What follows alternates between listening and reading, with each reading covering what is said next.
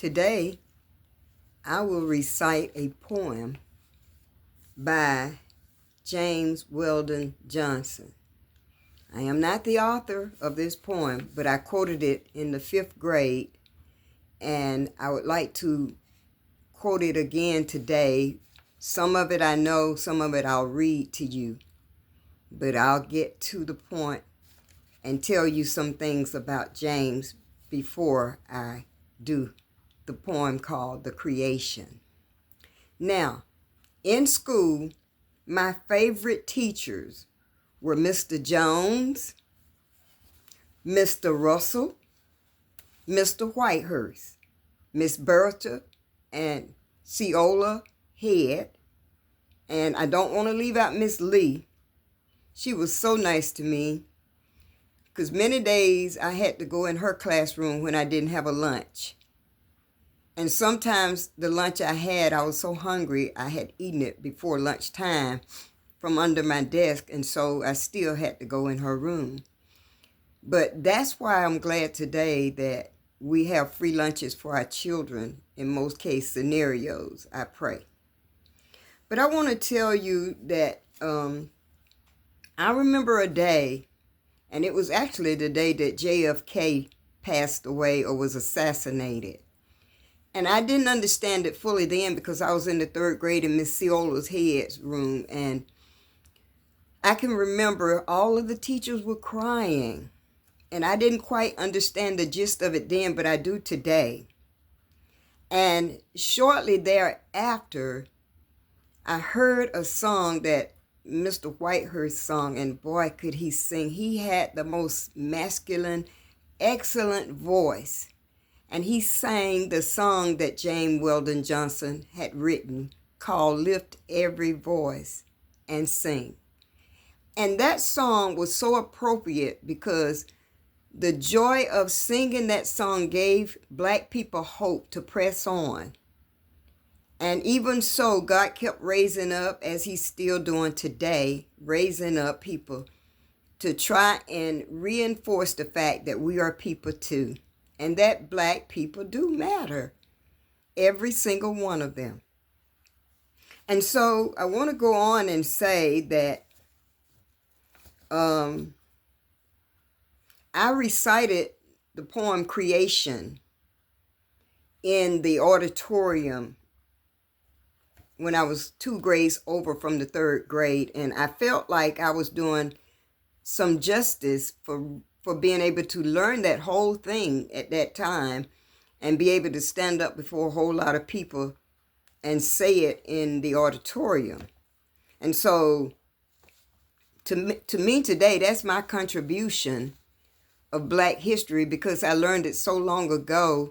And I think it has had an impact on me loving God the way I do and me standing for God the best I can and knowing how to.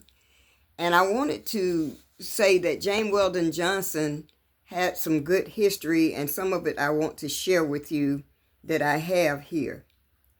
James Weldon Johnson did a good job because he wrote his own autobiography, The Ex-Colored Man.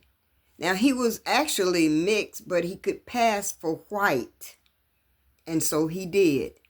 And so he wrote a book called The Ex-Colored Man about feeling the sting of being Black and struggling against it. He himself passed for white and was able from the other side of the street, passing for white, to help the Black people. When you study James Weldon Johnson, not only did he write the great book called God's Trombone, it was poetry too, just like Creation. Also, he was a chief executive of the NAACP in 1912. It was in 1927 that he published The Creation and the song Lift Every Voice and Sing. Correction. 27 that he wrote and published, well, that he published creation, but the song Lift Every Voice and Sing became the Black people's national anthem, Black national anthem. And of course, the creation was my favorite. Somehow, I believe that when I started having a heart to know more about God, I remember charging God for a lot of things, which he said to me, you're going to be a part of the healing of some of these things. And as a child, I did not understand that then, but he said it, and I'm doing it. I'm being a part, as much as a part that I can be, for the healing of all of God's people, but especially my race that I'm in. Makes sense to me. So here goes. We're going to quote James Weldon Johnson creation. Some of it I will read, but I'm going to quote what I can recall. The Creation by James Weldon Johnson. And God stepped out on space, and he looked around and said, I'm lonely. I'll make me a world. And as far as the eyes of God could see, blackness covered everything, blacker than 100 midnights, down in a cypress swamp.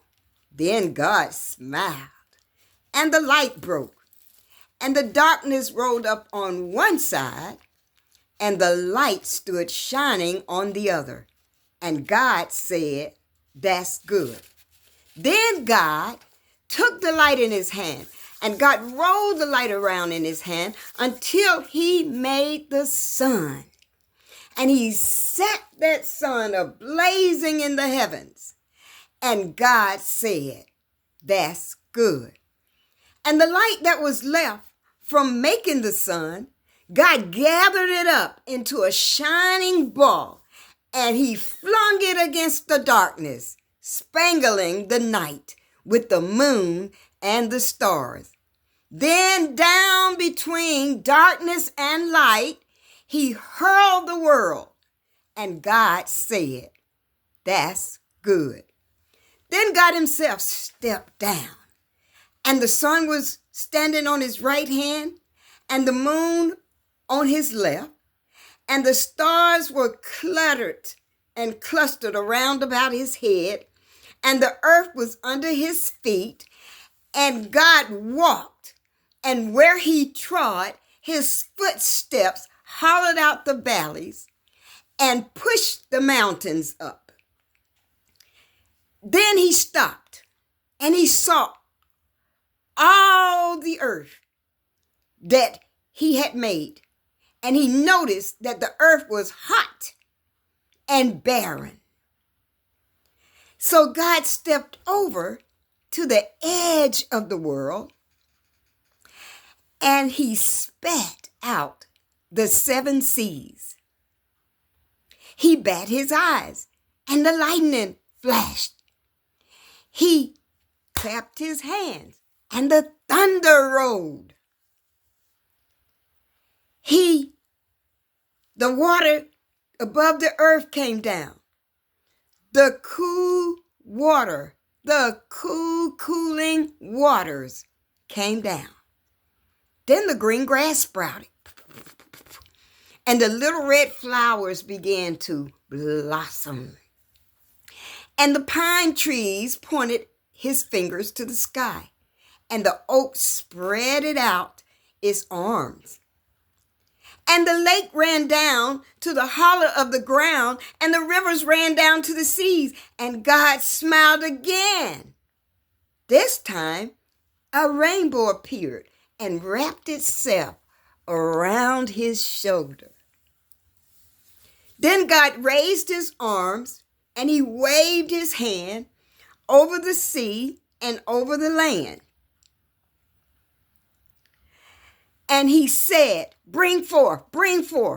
And quicker than God could drop his hand, fishes and fowls beasts and birds, swam the rivers and the seas, roamed the forests and the woods, and split the air with their wings.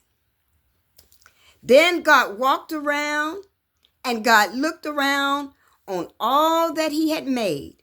He looked at his sun, he looked at his moon, and he looked at his little tiny stars. He looked on his world, and he seen all the living things. And God said, I'm lonely still. Then God sat down on the side of a hill. God sat down. Yes, with his head in his hand. God thought, and he thought, and he thought, till he said, I'll make a man. I'll make me a man. I'll make me a man. Then up from the hill he rose, and up from the bed of the river, God scooped up the clay, and by the bank of the river he kneeled himself down. There the great God Almighty, who lit the sun and fixed it in the sky, who flung the stars to the most farthest corner of the night, who rounded the earth in the middle of his hands, this great God, like a mammy bending over her baby, kneeling down in the dust, toiling over a lump of clay. And as he kneeled down and toiled over this clay, he shaped it into his own image. Then into it, he blew the breath of life, and man became a living soul. Amen, amen, amen. Yay! I'm a female man. God created me in his image. And I love this about James Weldon Johnson, because although James Weldon Johnson was he was an agnostic. He never acknowledged that he was for or against God. But somewhere in his writings, you have to know that being agnostic or not, he had some idea that God existed in order to write like this. So I pay homage today to James Weldon Johnson, who is no longer with us. He was born way long ago, but he wrote some very interesting things. And if you're interested, God's trombone is very good, as well as the creation. You have a blessed day, and thank you for listening to me do my little Black history assignment from the Lord. Thank you.